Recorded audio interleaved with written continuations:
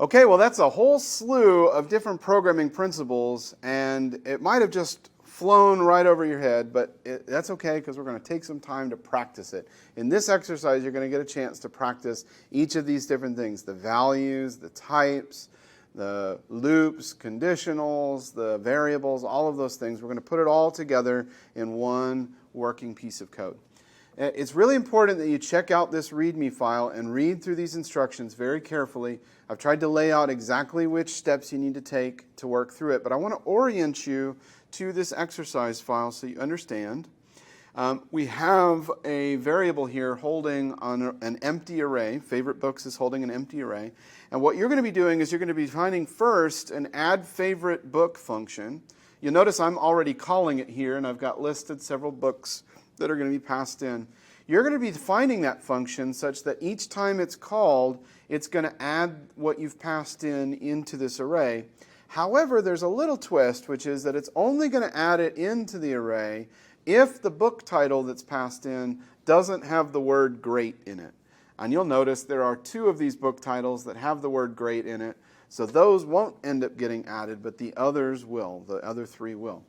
That's what add favorite book is going to do. And then print favorite books is going to do a loop. Remember we talked about loops. You're going to do a loop, and you're going to print out all of the books that are in this array. You're going to loop over all the values in this array and print those out. And you're also going to print out a message that says how many books are in there, which, as we just said, is going to be 3. Okay? So just make sure you follow along in these instructions, go in order, and make sure you check out the hints that I've labeled in each one of these items because they will give you critical information that you need. Refer back to the slides. All that information should be either in here or in those slides.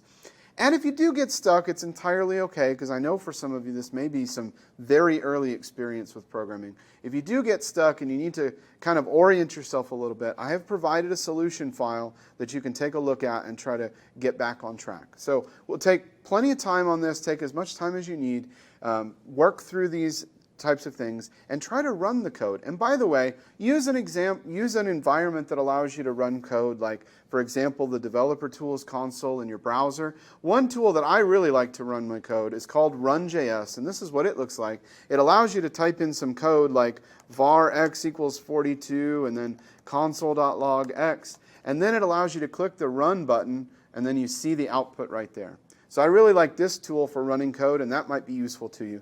But definitely do run the code as you're writing it so that you really get that hands-on experience with your code. Before you jump into this exercise and try to work on the code, I just want to make sure I re-emphasize that there really is no substitute for actually running your code and seeing the results. So as you're typing these things out, it's really important that you are also running them to try to see what results you're getting, what errors you might be getting to kind of correct things. That's how all JavaScript developers do it. So I want to show you real quickly a couple of different ways that you might do that. You could take some code and put it into the developer console of, say, the Chrome browser. So if you don't already have the Chrome browser downloaded, you can get that. If you've got something like Firefox, it's going to work very similar. I'm going to go up here and open up the developer tools for my Chrome browser, and I've got it on the console tag. If it's on the elements tag, just click over to console. But this is an environment now that you can actually write code. So I can say name,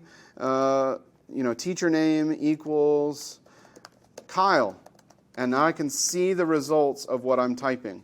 And then I could say console.log teacher name, and I can actually run that code and see the results of what I'm typing. So try your code in an environment like that. And if you don't want to use Chrome console or it's not working for you in a developer tools, there's another tool that I really like to use, and it's called Run.js. And it looks like this. It's an environment where you can type in, and then there's a button where you can click to run. So again, I could type in var teacher name equals Kyle, and then if I don't make typos, and then say console.log teacher name. And then when I click the run button, we see the results right there. So either one of those two environments, or if you have a different one, maybe you like to run your Node.js on a command line. But make sure you're running this code as you're trying the exercise. It's not good enough to just talk about code or write some code in theory in your head. What you really want to do is make sure that you're running that code and checking yourself and then correcting and moving forward. So try that on this exercise. We'll be back in a little bit to talk talk you through line by line through the solution.